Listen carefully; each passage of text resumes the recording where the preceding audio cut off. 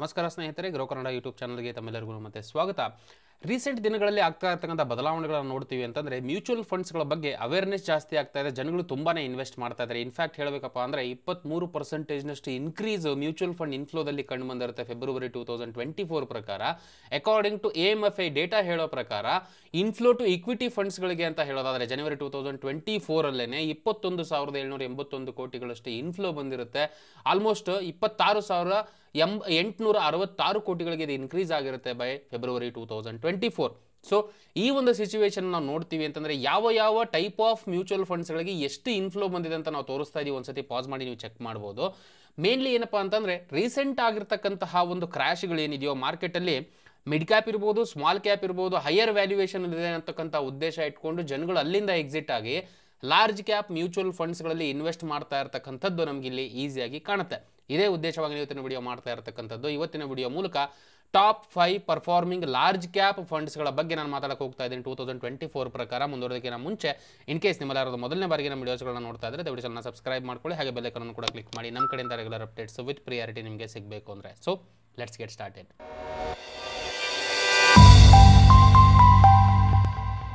First of all large cap ಫಂಡ್ಸ್ಗಳನ್ನು ಯಾವ ರೀತಿ ಕ್ಯಾಟಗರೈಸ್ ಮಾಡ್ಬೋದು ಅನ್ನೋದನ್ನು ಅರ್ಥ ಮಾಡ್ಕೊಳ್ಳೋಣ. ನೋಡ್ತಾ ಇರ್ಬೋದು ನೀವಿಲ್ಲಿ ಯಾವುದೇ ಒಂದು ಮ್ಯೂಚುವಲ್ ಫಂಡ್ ಕಂಪನಿ 80% ಇನ್ವೆಸ್ಟ್ಮೆಂಟನ್ನು ಲಾರ್ಜ್ ಕ್ಯಾಪ್ ಕಂಪನೀಸ್ಗಳಲ್ಲಿ ಮಾಡ್ತಾ ಇದೆ ಅಂತಂದರೆ ಅದನ್ನು ಲಾರ್ಜ್ ಕ್ಯಾಪ್ ಫಂಡ್ ಅಂತ ನಾವು ಕನ್ಸಿಡರ್ ಮಾಡ್ಬೋದು. ಸ್ಮಾಲ್ ಕ್ಯಾಪ್ ಫಂಡ್ ಅಂದರೆ ಏನು?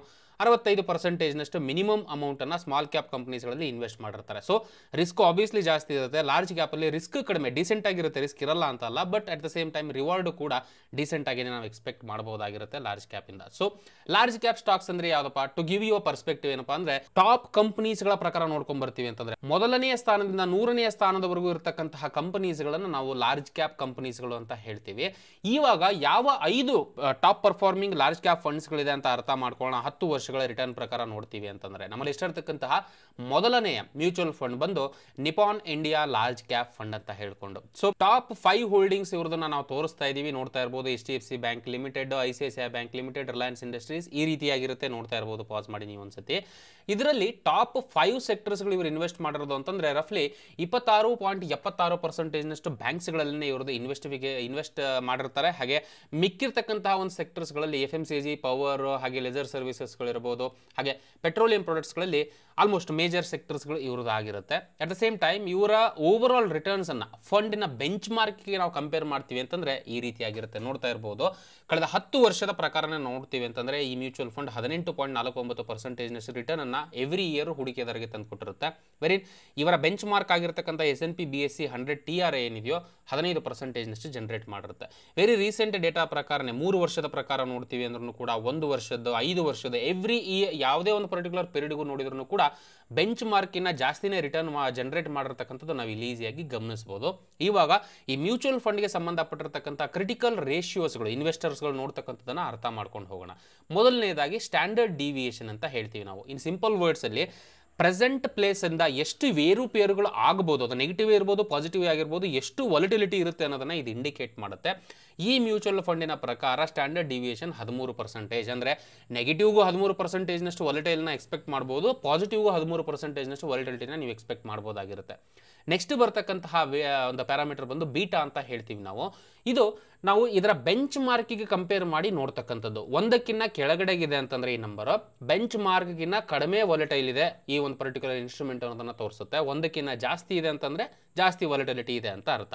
ಈ ಕೇಸಲ್ಲಿ 0.98 ಬೀಟಾವನ್ನ ಈ ಒಂದು ಮ್ಯೂಚುವಲ್ ಫಂಡ್ ಹೊಂದಿರುತ್ತೆ. ಸೊ ಹಾಗಾಗಿ ಇಂಡೆಕ್ಸ್ಗಿನ್ನ ಕಡಿಮೆ ಒಂದು ವಾಲಿಟಿಲಿಟಿನ ನಾವು ಎಕ್ಸ್ಪೆಕ್ಟ್ ಮಾಡ್ಬೋದು ಇದರಲ್ಲಿ. ಶಾರ್ಪ್ ರೇಷಿಯೋ ಅಂತಕ್ಕಂಥದ್ದು ರಿವಾರ್ಡ್, ಇಷ್ಟೊತ್ತು ನಾವು ಮಾತಾಡಿದ್ದು ರಿಸ್ಕ್ ಬಗ್ಗೆ. ಶಾರ್ಪ್ ರೇಷಿಯೋ ಬಂದು ರಿವಾರ್ಡನ್ನು ರಿಸ್ಕ್ ಅಡ್ಜಸ್ಟೆಡ್ ರಿಟರ್ನ್ ಎಷ್ಟು ಜನರೇಟ್ ಮಾಡ್ತಿದೆಪ್ಪ, ಎಕ್ಸೆಸ್ ರಿಟರ್ನ್ ಎಷ್ಟು ಜನರೇಟ್ ಮಾಡ್ತಾ ಇದೆ ಅಂತಕ್ಕಂಥದ್ದನ್ನ ತೋರಿಸ್ಕೊಡುತ್ತೆ. So Sharpe ratio compare to 2 mutual funds, 2 more mutual funds Sharpe ratio ಬಂದು ಇವ್ರದ್ದು 1.33 ಇರುತ್ತೆ. ಅಂದರೆ ಎವ್ರಿ 1 ರೂಪಿ ನೀವು ರಿಸ್ಕ್ ಮಾಡಿದ್ರೆ 1.33 ಟೈಮ್ಸ್ನಷ್ಟು ಎಕ್ಸ್ಟ್ರಾ ಒಂದು ರಿಟರ್ನ್ನ ತಂದುಕೊಡ್ತಕ್ಕಂಥ ಪಾಸಿಬಿಲಿಟಿ ಈ ಒಂದು ಮ್ಯೂಚುವಲ್ ಫಂಡ್ಗಿದೆ ಅಂತಕ್ಕಂಥ ತೋರಿಸ್ಕೊಡುತ್ತೆ. ನೆಕ್ಸ್ಟ್ ಬರ್ತಕ್ಕಂಥದ್ದು ಪೋರ್ಟ್ಫೋಲಿಯೋ ಟರ್ನ್ ಓವರ್ ರೇಷಿಯೋ ಅಂತ ಹೇಳ್ತೀವಿ. ಸಖತ್ ಇಂಪಾರ್ಟೆಂಟ್ ನಂಬರ್ ಇದು. ಬೇಸಿಕಲಿ ಇದು ಜಾಸ್ತಿ ಇದೆ ಅಂತಂದ್ರೆ ತುಂಬಾ ಆಕ್ಟಿವ್ ಆಗಿ ಮಾನಿಟರ್ ಮಾಡ್ತಾ ಇದ್ದಾರೆ, ತುಂಬಾ ಆಕ್ಟಿವ್ ಆಗಿ ಸ್ಟಾಕ್ಸ್ಗಳನ್ನ ವೇರಿಯೇಷನ್ ಮಾಡ್ತಾ ಇದ್ದಾರೆ ಮ್ಯೂಚುವಲ್ ಫಂಡ್ ಅಂತ ಅರ್ಥ. ಈ ಕೇಸಲ್ಲಿ 0.37 ಅಂದರೆ 37% ತೀರಾ ಹೈ ಆಗಿನೂ ಇವರು ಚೇಂಜಸ್ಗಳು ಮಾಡ್ತಿಲ್ಲ ಹೋಲ್ಡಿಂಗ್ಸ್ಗಳು, ಆಲ್ಮೋಸ್ಟ್ ಸೇಮ್ ಇರುತ್ತೆ ಇವ್ರದ್ದು ಲಾಂಗ್ ಟರ್ಮ್ ಒಂದು ಪರ್ಸ್ಪೆಕ್ಟಿವ್ ಇಟ್ಕೊಂಡು ಇವ್ರು ಕೆಲಸ ಮಾಡ್ತಾ ಇದ್ದಾರೆ ಅನ್ನೋದು ನಮ್ಗೆ ಅರ್ಥ ಆಗುತ್ತೆ. ಇನ್ನು ಕೊನೆಯದಾಗಿ ಬರ್ತಕ್ಕಂಥದ್ದು expense ratio. As an investor ನಾವು ನಮ್ಮ ಹಣವನ್ನು ಅವ್ರು ಮ್ಯಾನೇಜ್ ಮಾಡಲಿಕ್ಕೆ ಸರ್ಟನ್ ಪೋರ್ಷನನ್ನು ನಮ್ಮ ಕಡೆಯಿಂದ ಅವ್ರು ಕಟ್ ಮಾಡ್ಕೊಳ್ತಾರೆ. ಈ ಕೇಸಲ್ಲಿ ರೆಗ್ಯುಲರ್ ಅದರ್ ದ್ಯಾನ್ ಡೈರೆಕ್ಟ್ ನಾವು ನೋಡ್ತೀವಿ ಅಂತಂದರೆ 1.67% ಎಕ್ಸ್ಪೆನ್ಸ್ ರೇಷಿಯೋ ಇರುತ್ತೆ. ಡೈರೆಕ್ಟಾಗಿ ನೀವು ಮ್ಯೂಚುವಲ್ ಫಂಡ್ನ ಪರ್ಚೇಸ್ ಮಾಡ್ತಿದ್ದೀರಾ ಅಂತಂದರೆ 0.82% ನಿಮಗೆ ಎಕ್ಸ್ಪೆನ್ಸ್ ರೇಷಿಯೋ ಬೀಳುತ್ತೆ ಇದರಲ್ಲಿ. ನೆಕ್ಸ್ಟ್ ಬರ್ತಕ್ಕಂಥದ್ದು ಅಂದರೆ ನೆಕ್ಸ್ಟ್ ಇರ್ತಕ್ಕಂಥ mutual fund Baroda BNP Paribas large cap fund ಅಂತ ಹೇಳ್ಕೊಂಡು ಇದರಲ್ಲಿರ್ತಕ್ಕಂಥ ಟಾಪ್ 5 ಹೋಲ್ಡಿಂಗ್ಸನ್ನು ನಾವು ತೋರಿಸ್ತಾ ಇದ್ದೀವಿ. ಒಂದ್ಸತಿ ಪಾಸ್ ಮಾಡಿ ನೀವು ಚೆಕ್ ಮಾಡ್ಬೋದು. ಮೇನ್ಲಿ ರಿಲಯನ್ಸ್ ಇಂಡಸ್ಟ್ರೀಸಲ್ಲಿ 7.22%, ICICI ಬ್ಯಾಂಕಲ್ಲಿ 7%, ಹಾಗೆ HDFC ಬ್ಯಾಂಕಲ್ಲಿ 7%ನಷ್ಟು ಇವರು ಇನ್ವೆಸ್ಟ್ಮೆಂಟ್ ಮಾಡಿರ್ತಾರೆ. ಟಾಪ್ 5 ಸೆಕ್ಟರ್ಸ್ಗಳ ವೈಸ್ ನೋಡ್ತೀವಿ ಅಂತಂದರೆ ಬ್ಯಾಂಕ್ಸ್ಗಳಲ್ಲೇ 20.66%ನಷ್ಟು ಇವ್ರದ್ದು ಇನ್ವೆಸ್ಟ್ಮೆಂಟ್ ಇರುತ್ತೆ. ನೆಕ್ಸ್ಟ್ ಬರ್ತಕ್ಕಂಥದ್ದು IT software, petroleum products, automobiles, ಕನ್ಸ್ಟ್ರಕ್ಷನಲ್ಲಿ ಮೇಜರ್ ಆಗಿ ಇವರು ಇವತ್ತಿನ ಕಾಲಕ್ಕೆ ಇನ್ವೆಸ್ಟ್ ಮಾಡಿರ್ತಾರೆ. ರಿಟರ್ನ್ ಅನ್ನು ಕಳೆದ 10 ವರ್ಷಕ್ಕೆ ನಾವು ನೋಡ್ತೀವಿ ಅಂತಂದರೆ ಗಮನಿಸ್ತಾ ಇರ್ಬೋದು ನೀವು. BNP Paribas large cap fund 17%ನಷ್ಟು ರಿಟರ್ನ್ನ ಜನರೇಟ್ ಮಾಡಿರುತ್ತೆ 10 ವರ್ಷದಲ್ಲಿ ಎವ್ರಿ ಇಯರ್. ವೆರಿನ್ ಬೆಂಚ್ ಮಾರ್ಕ್ ಆಗಿರ್ತಕ್ಕಂತಹ S&P BSE 100 TRI 15%, ಅಂದರೆ ಬೆಂಚ್ ಮಾರ್ಕಿನ ಜಾಸ್ತಿ ರಿಟರ್ನ್ ಕೊಟ್ಟಿದೆ. 1 ವರ್ಷ, 3 ವರ್ಷ, 5 ವರ್ಷ, 10 ವರ್ಷದ ಡೇಟಾವನ್ನು ನಾವು ನೋಡ್ತೀವಿ ಅಂತಂದರೆ ಇಂಡೆಕ್ಸನ್ನು ಅಥವಾ ಇವರ ಬೆಂಚ್ ಮಾರ್ಕನ್ನು ಕಂಟಿನ್ಯೂಸ್ ಆಗಿ ಇವರು ಬೀಟ್ ಮಾಡಿರೋದನ್ನು ನಾವಿಲ್ಲಿ ಗಮನಿಸ್ಬೋದು. ನೆಕ್ಸ್ಟ್ ಬರ್ತಕ್ಕಂಥದ್ದು ಕ್ರಿಟಿಕಲ್ ರೇಷಿಯೋಸ್ಗಳು. ಆಲ್ರೆಡಿ ನಾನು ಎಕ್ಸ್ಪ್ಲೇನ್ ಮಾಡಿದ್ದೀನಿ ನಿಮಗೆ, ಇವಾಗ ಇಮಿಡಿಯೇಟಾಗಿ ನಾನು ಹೇಳ್ಕೊಂಡು ಹೋಗ್ತೀನಿ. ಸ್ಟ್ಯಾಂಡರ್ಡ್ ಡಿವಿಯೇಷನ್ 11.99%, ಇಷ್ಟು ವಾಲಟಿಲಿಟಿನ ನೀವು ಎಕ್ಸ್ಪೆಕ್ಟ್ ಮಾಡಬಹುದು. Beta 0.9, again it's a good point, 1ಕ್ಕಿಂತ ಕೆಳಗಡೆ ಇರತಕ್ಕಂಥದ್ದು ಕಡಿಮೆ ವಾಲಟಿಲಿಟಿ ಅಥವಾ ರಿಸ್ಕ್ ಅನ್ನ ಇಂಡಿಕೇಟ್ ಮಾಡುತ್ತೆ, ಕಡಿಮೆ ರಿಸ್ಕ್ ಅನ್ನ. ಶಾರ್ಪ್ ರೇಷಿಯೋ ಬಂದು 1.12. ಸೊ ₹1 ನೀವು ರಿಸ್ಕ್ ಮಾಡಿದ್ರೆ 1.12 ಟೈಮ್ಸ್ನಷ್ಟು ಎಕ್ಸ್ಟ್ರಾ ರಿಟರ್ನ್ ಅದಕ್ಕೆ ಕೊಡ್ತಕ್ಕಂಥ ಪಾಸಿಬಿಲಿಟಿನ ಈ ಒಂದು ಪರ್ಟಿಕ್ಯುಲರ್ ಮ್ಯೂಚುವಲ್ ಫಂಡ್ ಹೊಂದಿದೆ. 0.61 portfolio turnover ratio comparing to ನಮ್ದು ಮೊದಲನೆಯ ಮ್ಯೂಚುವಲ್ ಫಂಡ್ ಕಂಪೇರ್ ಮಾಡಿದ್ರೆ ಸ್ವಲ್ಪ ಜಾಸ್ತಿ ಇದೆ ಅಂತ ಹೇಳ್ಬೋದು. ಆಕ್ಟಿವ್ ಆಗಿ ಇವರು ಹ್ಯಾಂಡಲ್ ಮಾಡ್ತಾ ಇದ್ದಾರೆ ಪೋರ್ಟ್ಫೋಲಿಯೋನ. ಎಕ್ಸ್ಪೆನ್ಸ್ ರೇಷಿಯೋ ರೆಗ್ಯುಲರ್ ಪ್ಲಾನಲ್ಲಿ 2.1% ಎಕ್ಸ್ಪೆನ್ಸ್ ರೇಷಿಯೋ ಇರುತ್ತೆ. ಡೈರೆಕ್ಟ್ ಪ್ಲಾನಲ್ಲಿ 0.92% ಇರುತ್ತೆ. ನೆಕ್ಸ್ಟ್ ಬರ್ತಕ್ಕಂತಹ mutual fund Mirae asset large cap fund ಅಂತ ಹೇಳ್ಕೊಂಡು ಇದರಲ್ಲಿರ್ತಕ್ಕಂತಹ ಟಾಪ್ 5 ಹೋಲ್ಡಿಂಗ್ಸ್ಗಳನ್ನು ನಾವು ತೋರಿಸ್ತಾ ಇದೀವಿ. ಒಂದ್ಸತಿ ಪಾಸ್ ಮಾಡಿ ನೀವು ಚೆಕ್ ಮಾಡ್ಬೋದು. ಟಾಪ್ 5 ಸೆಕ್ಟರ್ಸ್ಗಳು ಬಂದು ಅಗೇನ್ ಬ್ಯಾಂಕ್ಸ್ಗಳಲ್ಲಿ 29.81%ನಷ್ಟು ಇನ್ವೆಸ್ಟ್ಮೆಂಟನ್ನು ಇವರು ಮಾಡಿರ್ತಾರೆ. IT ಸಾಫ್ಟ್ವೇರಲ್ಲಿ 13%, ಪೆಟ್ರೋಲಿಯಂ ಪ್ರಾಡಕ್ಟ್ಸಲ್ಲಿ 8%, FMCG ಹಾಗೆ ಟೆಲಿಕಾಂ ಸೆಕ್ಟರ್ಸ್ಗಳಲ್ಲಿ ನೆಕ್ಸ್ಟ್ ಅರೌಂಡ್ 8.5%ನಷ್ಟು ಇವರ ಓವರ್ ಆಲ್ ಅಲೋಕೇಶನ್ ಇವತ್ತಿನ ಮಟ್ಟಿಗೆ ಇರುತ್ತೆ. ರಿಟರ್ನ್ ವೈಸ್ ನಾವು ನೋಡ್ತೀವಿ ಅಂತಂದರೆ ಇವರ ಬೆಂಚ್ ಮಾರ್ಕ್ ಕಂಪೇರ್ ಮಾಡ್ತೀವಿ ಅಂದರೆ 10 ವರ್ಷದ ಪ್ರಕಾರ ನೋಡ್ತೀವಿ ಅಂತಂದರೆ ಬೀಟ್ ಮಾಡಿದೆ ಓವರ್ ಆಲ್ ಪರ್ಫಾರ್ಮೆನ್ಸ್ ಅನ್ನ ಲಾಂಗ್ ಟರ್ಮ್ ಅಲ್ಲಿ. At the same time recent ದಿನಗಳಲ್ಲಿ ಅಂದರೆ 1 ವರ್ಷ, 3 ವರ್ಷ ಈ ಒಂದು ಪರ್ಟಿಕ್ಯುಲರ್ ಪೀರಿಯಡ್ ಅಲ್ಲಿ ನೋಡ್ತೀವಿ ಅಂತಂದರೆ ಇಂಡೆಕ್ಸ್ ಅನ್ನ ಬೀಟ್ ಮಾಡಿಲ್ಲ ಇದು ಅನ್ನೋದನ್ನ ನಾವಿಲ್ಲಿ ಗಮನಿಸಬಹುದು. ಕ್ರಿಟಿಕಲ್ ರೇಷಿಯೋಸ್ಗಳು ನಾವು ನೋಡ್ತೀವಿ ಅಂತಂದ್ರೆ ಈ ರೀತಿಯಾಗಿರುತ್ತೆ. ಸ್ಟ್ಯಾಂಡರ್ಡ್ ಡಿವಿಯೇಷನ್ 11.6%ನಷ್ಟು ಅಪ್ ಅಂಡ್ ಡೌನ್ ವಾಲಟಿಲಿಟಿನ ಎಕ್ಸ್ಪೆಕ್ಟ್ ಮಾಡಬಹುದು. ಬೀಟಾ 0.88, ಅಗೇನ್ ಗುಡ್ ಪಾಯಿಂಟ್, 1ಕ್ಕಿಂತ ಕೆಳಗಡೆ ಇರತಕ್ಕಂಥದ್ದು ಇಂಡೆಕ್ಸ್ಗಿನ್ನ ಕಡಿಮೆ ರಿಸ್ಕ್ ಇದರಲ್ಲಿ ಇರುತ್ತೆ ಅನ್ನೋದನ್ನ ಇಂಡಿಕೇಟ್ ಮಾಡುತ್ತೆ. Sharpe ratio 0.81, again it's bit concerning.